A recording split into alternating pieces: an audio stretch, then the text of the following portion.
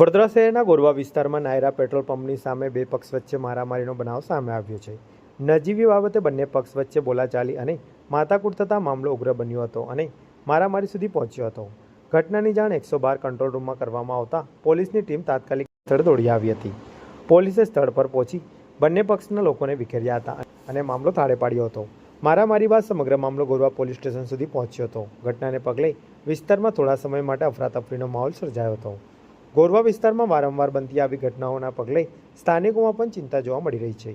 લુખ્ખા તત્વોનો આતંક વધતો હોવાના આક્ષેપો વચ્ચે ગોરવા પોલીસની કામગીરી અને પેટ્રોલિંગ સામે પણ સવાલો ઉઠી રહ્યા છે।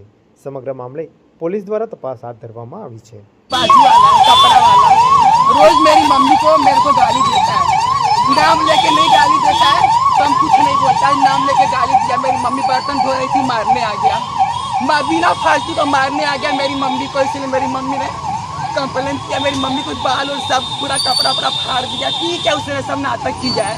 मेरी मम्मी ने नहीं मारा, वो अपने मियाँ बीवी झगड़ रहे थे, फिर मेरी मम्मी को मारने आ गया। वो कुछ नहीं मारा, कुछ नहीं मारा, नहीं कुछ लेके गए, नहीं लेके गए मेरी मम्मी का भी हाथ फट गया। કયા કારણસર માર્યો?